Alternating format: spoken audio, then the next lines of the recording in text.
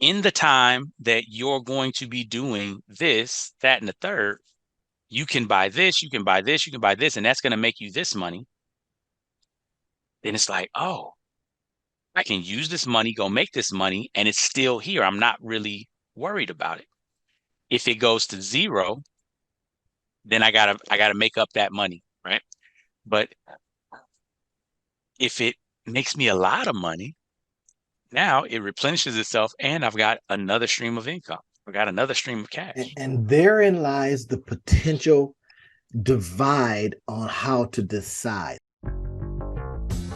This business podcast, the Two Business Guys Mastermind, uncovers for you secrets and share tips and tricks to entrepreneurship as they mastermind on how to have startup, operational, and overall business success so that you can go on to get better results. Enjoy. So, hey, Rob, I came across Keith J. Cunningham.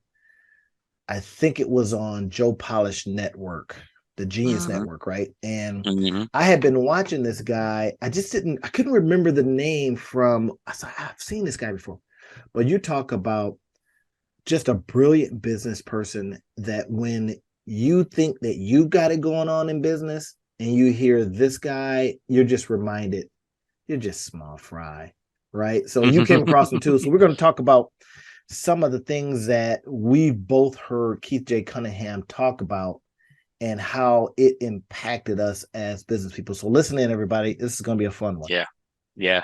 No, I really liked this talk because it reminded me of a lot of the things that I learned when I was first starting out in business. And it's always funny, you hear stuff that you heard 10, 15, 20 years ago, and it just hits different. You know what I mean? Yes. And in this case, I was listening to him, and he was, giving the McDonald's analogy, and he was talking about a couple of things he talked about are the three keys that you need to have in a business are strategy, which he defined as a plan, right? Not the thing you're doing, but plan to do the thing, right? And Exactly. and then leverage. And then the third thing that he said you had to have was structure. And I love the fact that, when I think about it now, it makes so much sense. I remember when I was first starting out, though, I heard these exact same things, hear different other people's time, other people's money, right? But it just seems so difficult, so hard to really wrap my head around when I was young. And I wonder, I think a lot of our entrepreneurs are probably in that space, right? A lot of solopreneurs are not solopreneurs because that's their dream, that's what they want to do. They're solopreneurs just because that's the only way that they know how to make it work, make it happen. And so I think one of the things that I wanted to kind of tease out today is, what did you think about is this discussion when he was talking about, if you're a solopreneur, you're basically doing business the hardest way possible that you could be doing business. Yeah, and it reminded me of Michael Gerber and the E-Myth and how he says that's really not building a business, right? You may be making some money, but you're not going to scale that at all. Now, we talk a lot about whether you're a small business or whether you want to go big, having these tenets of scalability. I fought against it simply because, I didn't like, all these people around and, employees and all that kind of stuff. But then when I ended up buying into on the ground businesses, as opposed to my, internet plays, I was quickly reminded that you have to have people. And I mean a quick reminder, and that those people are going to cost you, and that those people are going to bring you problems, and that those people are going to have you up at late at night. It reminded me why I didn't like on the ground businesses. But we think about systemizations, and that becomes a leverage moment, right? And it's also just math. So when you hear Keith talk about, all right, here you have this business, what stood out to me is as opposed to the strategy, leverage, and structure, what stood out to me and what spoke to me the most is how your business is really filled with oxygen. And that's cash flow. Now, that's my thing, right? I'm a monetize your life guy. This is what I do, outside of what we're doing at the podcast, teaching people how to monetize and to have financial flexibility in their life.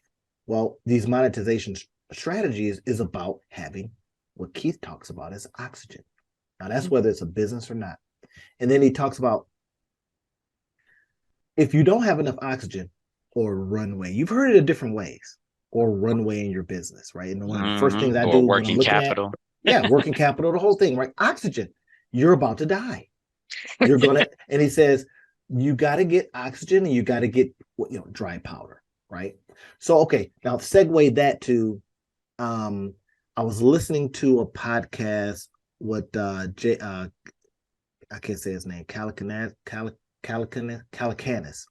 right? Mm, And his podcast, he's got a couple of them in it, and one of them is called This Week in Startups, right? And he had the founder of Airbnb, and the Airbnb guy says, when 2010 20 panic for 2020 happened, he says it was almost death to the company. He says so one of the first things they did was they took out a loan just so they would have oxygen in case. And then from that, they had to lay off some people. He said it was super duper hard, but that preserves oxygen.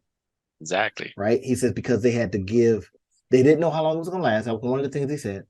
His plus we had all these refunds that we had to give back to people that had booked but couldn't then because of 2020, everything was locked down, right? Right. And he says we tried to keep our operators of the Airbnbs as whole as possible because they were going to be struggling. Now, keep in mind, if they leave, whether you got a Whole platform business is business or gone. not, business is gone, right? And it is so interesting when we talk about whether it's us or Warren Buffett, he says having cash in hand, right? Mark Cuban says the same thing. He says never underestimate the power of Of cash having offer. a cash opportunity or cash on hand. He said it a little differently, but I'm sorry, Hmm. Mark, I don't mean it.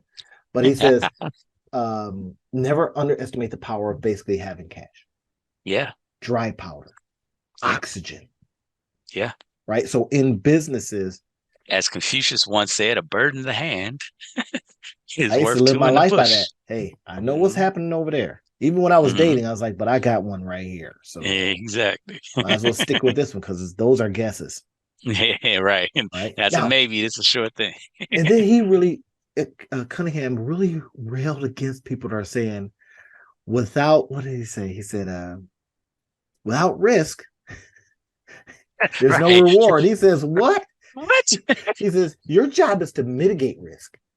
Exactly. I love that. And this is one of the things that stuck out to me in the article too, right? So many people are looking at this concept of, you know, you got to have the risk, high reward. And I remember reading Tony Robbins' book, Money Master the Game. And one of the things that he talked about was one of the tools of the super wealthy that most people don't pay attention to is they don't live by high risk, high reward. They Mm-hmm. live by asymmetrical risk to reward relationships.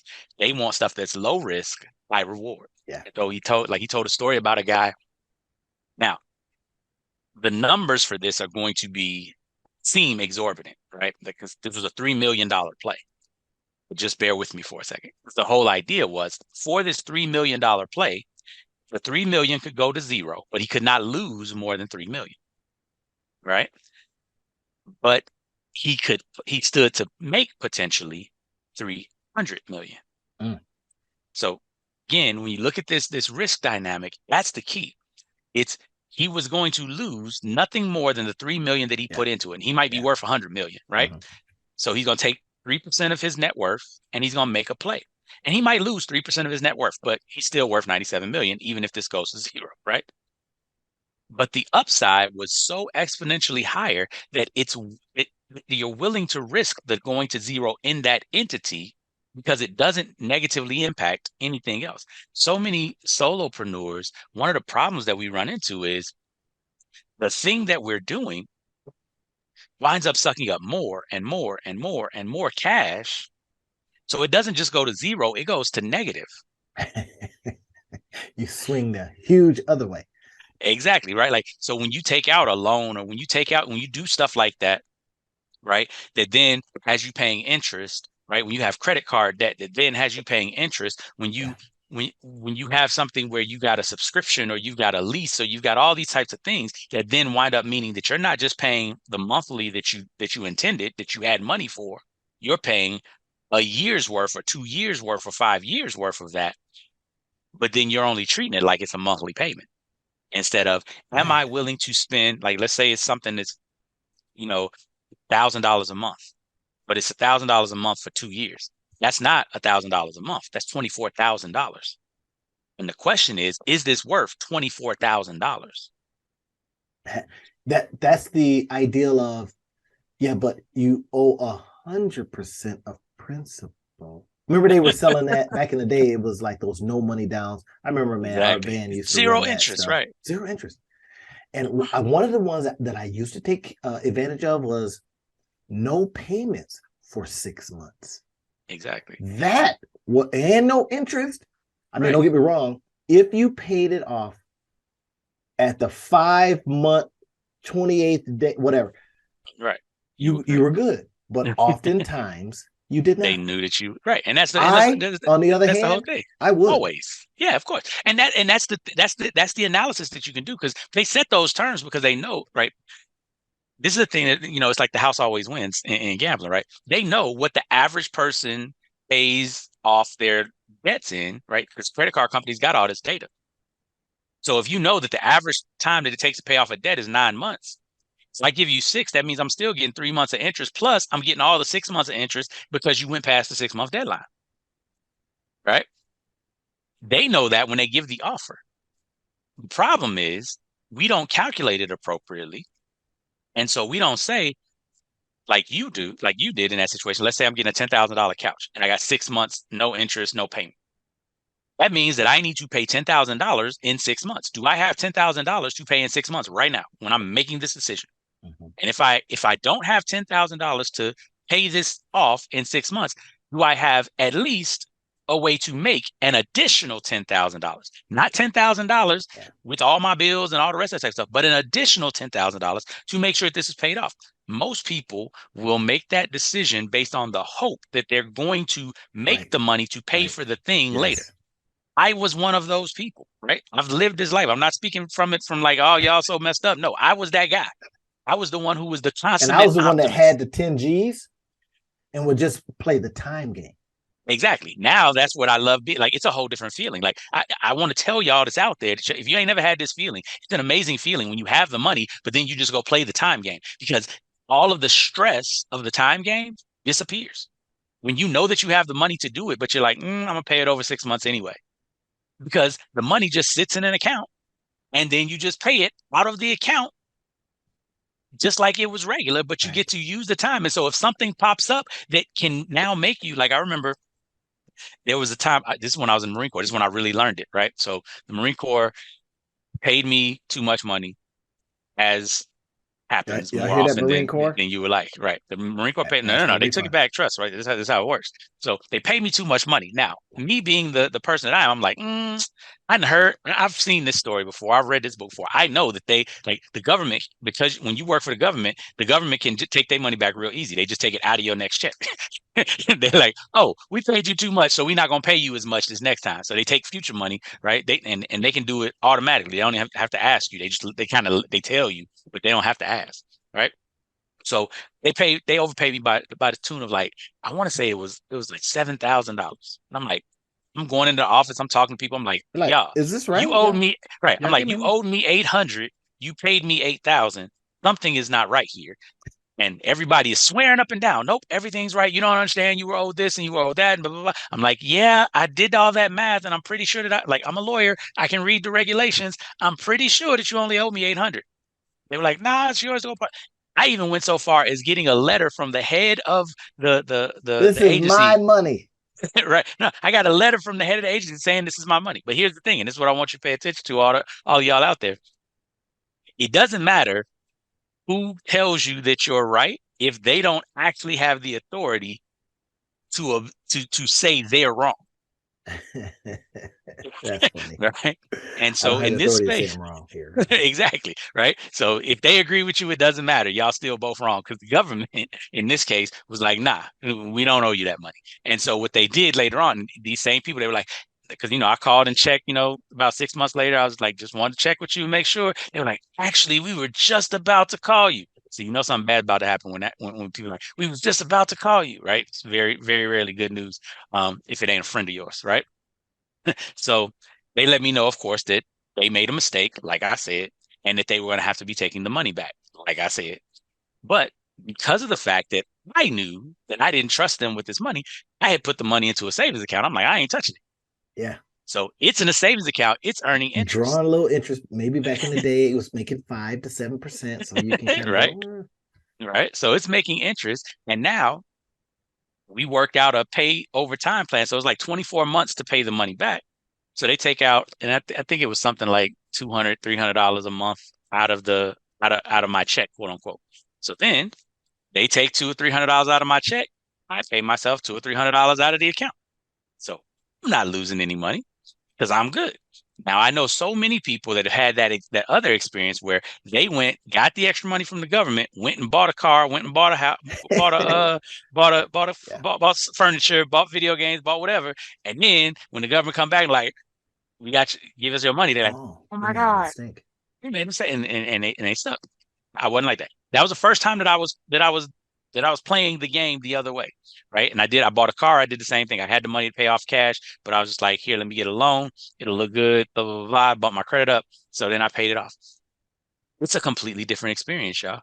Like I can tell you from before, I was always trying to find the money, the extra money. Then I'd have to not go out to eat and not do this and not do that so that I could shrink my budget so that I could have the extra money because I didn't have the money. It was a whole different experience knowing that you had the money and that you could just pay it whenever you wanted to. But it wasn't that you had to pay it later because you didn't have the money to pay it now. Those that experience is so amazing. I highly recommend it to all of you out there who are, especially if you're in the solopreneur space and you're trying to scale, because as Randy said, money is oxygen. And what happens is because you can pay something off a little bit later, if something else comes around that says, hey, guess what? In the time that you're going to be doing this, that, and the third, you can buy this, you can buy this, you can buy this, and that's going to make you this money. Then it's like, oh, I can use this money, go make this money, and it's still here. I'm not really worried about it. If it goes to zero, then I gotta make up that money, right? But if it makes me a lot of money, now it replenishes itself and I've got another stream of income. I've got another stream of cash. And therein lies the potential divide on how to decide. So hey, listen, if you are listening to this and you're saying, I'm digging this cash is queen, cash is king, cash is everything in the business conversation, hit the like button, put some stuff down in the discussion field there. Let us know what you're thinking and some of the things that you've noticed or done in observing this cash is queen and king and queen of your business, right? Also, if some of the things that you're hearing that you say, you know what, I totally think these dudes are full of canal water, just let us know, right? Let us know. Put it in that in the comment section below. In the meantime, share this stuff. We're trying to make sure that so many people hear it. YouTube is weird, right? And they got the algorithm, and they help us out. Pass along, hit subscribe, hit the notification button so you can get more of this stuff. But Rob, here's something we start thinking about, people that are in different spaces, but yet using this kind of narrative that oxygen, as a metaphor for, right? I remember listening to what's the hollering dude, Thomas, motivation guy. Tom Peters? No, his brother. Oh, Eric Thomas. Eric Thomas. Okay, so and I Yeah. remember, I don't like to be hollered at, so I didn't. That was not my game, right? I can appreciate his motivation. That was cool, but I don't like to be hollered at. You see what I mean? Even when the Hmm. preachers were hollering, I'm like, okay, I got to check He's a out, bro. preacher, so it makes perfect sense. So anyway, but he's hollering his thing. I'm listening. The one thing I enjoyed hearing from him is when he says, when you want to succeed, like success is breath. In other words, Yeah. oxygen, right? When you When want you to want to succeed as succeed much as as you much want as to you want to breathe. breathe. Yep. When you want to succeed as much as you want to breathe. So if we look at when you want your business to succeed as much as you want it to breathe, or you want to breathe, then you will conserve your breath. You will figure Mhm. out ways to never run out of oxygen, Yeah. i.e., Yeah. money, Yeah. No, right? I agree. I like that. And I think that that really segues into the next topic that he talked about, which is how so many solopreneurs get stuck trying to make the best thing of what they make, right? Um, you get a lot of artisans, you get a lot of creatives, you get a lot of craftspeople that think that what they're putting together, this thing that I'm doing, it's gonna be the best. Yeah. Right now, there are some people in the world that are savants like that, and their stuff is the best thing that has ever existed, right? And you see those things happen. But most of the time, everybody that thinks their thing is the best is more ignorant than they are genius, right? And what I mean by that is you just don't know what all is out there. So yours is the best in your area. Yours is right. Like it's just like 1% of hoopers make it to the NBA. Yeah. But everybody that makes it to college was one of the best dudes in their neighborhood, in their school, in their hometown. Right. But then you get to college and you're like, oh, there's a different level of best. Yeah. Because Everybody's good. everybody in college was that dude in their neighborhood, in their school, and Yeah. whatever. And then you get to college, and if you make it through college, you're like, I'm one of the best. And then you get to the NBA, and you realize that some dudes are just built different, right? You get to the G League and you be like, Exactly. no highlight, no highlight Right. film. Because I see these highlight films, I'm saying, this guy is awesome. And then you go, oh, okay. Oh yeah, you The can't go whole left. You game, can't do that. Right. he wasn't awesome. Exactly. Exactly. And that's the whole deal, right? And so in business, same thing. Until, excuse me, Ah, until you have Bless you. done thank you. Until you have done the market research and really been in your market long enough to know what all is out there, you don't know that you have the best. You just know that you have the best that you've seen, Yes. right? And That's important. and that's not a bad thing so much. It's just be careful of the hubris of I'm going to stake everything on mine being the best. Because then you find somebody else and you're like, oh, that's good. Yeah. But it ain't the best. And if my business is built off of mine being the best, then Yeah. I don't got a business no more, right? And so what Keith Cunningham was talking about was, the McDonald's idea, and I've heard this so many different times throughout my life, but I love hearing him when he said it. Right? You go to McDonald's, nobody in the world will tell you that McDonald's has the best burgers in the world. Nobody will be like, you know what? When you You want to get a gotta good go to burger, McDonald's. you got to go Right. to Right. McDonald's. You'll not hear that from anybody. But McDonald's has made the most money from selling burgers in the world, in the history of the world. Oh, and it's a volume play. Can you over? Right? Why I'm loving this conversation is not only did we get a chance to share it with other people and they get a chance to go, you know what, I hadn't thought about it like that, but it hits on themes that I've come to realize as a perfectionist procrastinator, Mm-hmm. right? That, oh, I got to be perfect, blah blah blah, Mm-hmm. Oh because yeah, I got my recovered perfectionist yeah, card in my I back will be pocket. judged and all this kind of stuff. And then I remember I went on a tear that every week I was releasing something. Every week Mm-hmm. it was my most productive time, and those things still exist. There's still buy buttons out there. Some of them are kind of like, Exactly. well, yeah, it was pandemic stuff and it can't do that anymore, right? But anyway, so I've been coming across a lot of this stuff lately. I'm like, man, that's Right. pretty good. Let me put this on a single landing page and just drop it back out there in a whole different way. You know what I mean? You come across these Yeah. pieces of Yeah. material. I It's good literally, enough to make money, and that's I the did that's an the edit difference. on something. Yeah. It was pandemic time. People were, the kids were at home, and I was doing your day in the life video. So Mm-hmm. I literally found the video and said, this is pretty good. Re-edited it, Mm-hmm. right? To take out the parts where I was like, okay, now the kids are home and they're expecting, the parents, the school's expecting us to raise them now. We don't know how. So your day in the life has to look like this. It has to be tight, blah, blah, blah, blah, right? It's an Mm-hmm. inspirational video. I just went and edited stuff out. So my point is that now you're cranking out this stuff, and as I look back on it, I was like, that's not too bad. Some areas Exactly. where you're kind of going, okay, that could be tightened up, but because it's existing, so you're hearing You this, can y'all. improve it. Put your stuff out there. Yeah. It will exist. You can bring it back in, Mm-hmm. repurpose it. And I want to share something Mm-hmm. about this. I'm kind of thinking of investing in this place called Masterworks, and we'll talk a little bit about that in a minute. Mm-hmm. And can you kind of get an idea what Masterworks might be about? Mm-hmm. Painting. Mm-hmm. Yeah. So I'm Mm-hmm. digging. I'm like, I'm, I got the old, eyebrow up on these folks, right? Because I'm going, okay, I'm getting phone calls right after I've, gone online and did the thing, and I'm kind of going, okay, now they're kind of pouring on the sales. I get it. They're setting me Because up the with whole another key, guy. right? The big thing that you're seeing, and this is what it comes down to. McDonald's didn't have the best burger. They don't really even have the best fries. They just have best in class fries, if you would. You know what I mean? Right? Yeah, yeah. But here's the interesting thing. McDonald's has the best delivery system Ooh, in the industry. And what you talked about with Masterworks, notice that you were like, I'm thinking about this company, blah, blah, blah. You didn't tell me at all how amazing their product was. But what you did talk about was see their system. I like their system. yeah. They've already called me. Hey, I saw that you filled this out online. Hmm.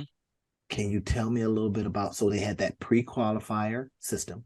That's what you said. I ain't calling it. What we were talking about off mic. Yep, It's like I ain't exactly. really good at this, so that's why I get some people Hmm. that are good, that is good at Hmm. that, right? And I said, Hmm. I'm not either. I said I'm good at producing, but I got me a guy now. But anyway, Exactly. so now you're kind of going, okay, they're putting me into their wrap.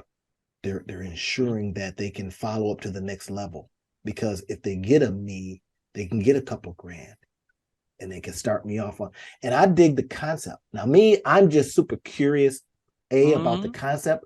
I'm looking at the business model, and I, of course, want to make percentages on money, Exactly. right? In a whole different way. And I thought, Yeah.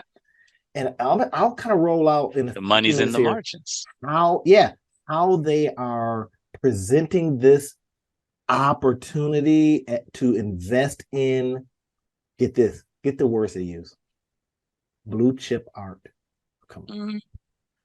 Now, when we hear blue chip, see words like this. Everyone listen to what I'm saying right now, because this is kind of stuff that you are using in your copy, your wording.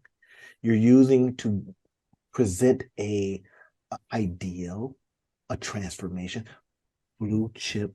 Oh, you think, oh, this is good. This is big. This is blue chip, not red chip, right? Blue chip. Blue chip wins. Mhm. Anyway, Yeah. so Yes. Yeah. Yeah. they're No, using I these love kind it. of And so, words. so ultimately, I think that, as we wrap up today, I think that one of the interesting things that I want to leave the entrepreneurs with is just the understanding that, I remember for me specifically what it was like feeling like I needed to create everything, like I needed to be involved in everything. It was almost like a validation.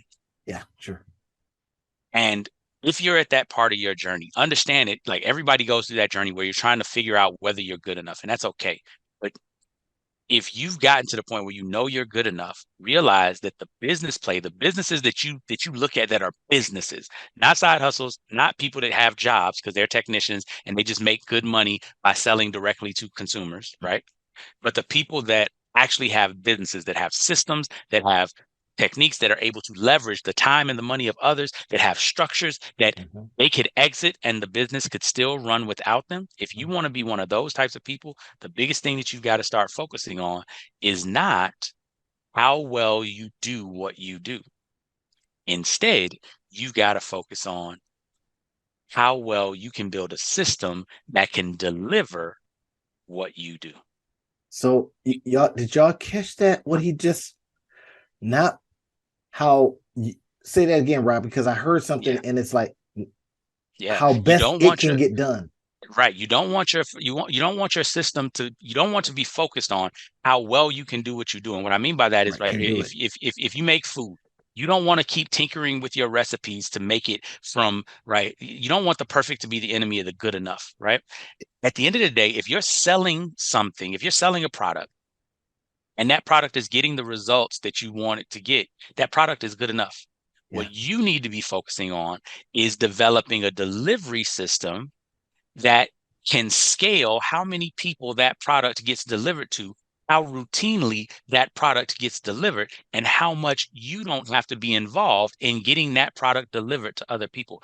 That's how you begin to make real money. That's how you begin to get McDonald's type money. That's how you move from a solopreneur to an entrepreneur, which is somebody who creates opportunities for others, Yes. not just That's good. opportunities for yourself. That's good. Don't forget what he just said there. Look, don't focus on how best you can do it, rather how it can be best done, something like that. And Right? How deliver. can it get done the best way? That's Yep. it. Yep. That's it. Whatever it is you're doing, how can this get done better? Not Right. how can I do it better? That's when pressure comes in. Exactly. Right. And Exactly. I coach entrepreneurs all levels, all Hmm. areas, right? Literally from, I got somebody right now, I'm taking her from, oh, I want to do this. I want to put all this information in. And I'm like, okay, what I do is I leverage myself and says, well, here's a video. She said, oh my gosh, your video showed me exactly how to do it. Exactly. But I just leveraged myself. Exactly. Because I didn't have to do it I since didn't the have to time sit that I there. did it I in the did it video. the one time, but guess what? I have that video as an opportunity to share with others. Y'all seeing Exactly. it? And the I key just is that's leveraged. how he's delivering what he does. That's the key. It's not focusing on making what you do so much better. It's focusing on making how you deliver it. Yeah, that's right. So, or rather, how it is delivered, because you don't even have to be the one delivering it, right? Randy and I, we talk about this all the time. A lot of the stuff that Randy does now, he creates it. He has a team that delivers it, right? And it was like pulling teeth when I was first, because I Oh, don't and want a team. it was I don't want to have to do it. it's man. Oh yeah, and but then I found that I was the bottleneck, right? Because here I was, got all this great stuff. My wife would say that to me. She's like, you got a lot of stuff. She says, where is it? I'm like, oh, it's in the can, right? And time sometimes will go past. I'll have it Hmm. done, and then the niche or the trend ebbs. Y'all hearing it? It Hmm. ebbs, Hmm. right? Hmm. So you miss out because you Yep, didn't enact. You exactly. miss And out because you did not act. and it That didn't change is the critical, quality of the stuff that he was creating, but his time is much right? more useful creating than it is delivering. And I so just now saw he's got a another one. team that delivers. Another one of the ideas that I had, for personal accountability opportunity, and some dudes Hmm. on their nice YouTube video, and all it Hmm. is a, well, we're gonna walk alongside of you and make sure you get stuff done. And I was like, Yep. oh, I was pissed. I was like, another one. Like DJ Khaled, here's another one Exactly. idea Exactly. that somebody else, is acting and running off, making some Yep. money. Yep. So that's it, y'all. Don't let the All perfect right, be the yeah, enemy of the good. Get your delivery systems up and running, make things happen. yep. You And got that anything else remember, for him, Randy? this is it. Money is like oxygen in Yes. your business. If you run out, and this is Keith J. Cunningham inspired, right? If you Hmm. run out, you die. There you Run go. out of oxygen in your business, it dies. Hmm. All right, that's it, y'all. We'll talk All again right, next y'all. time.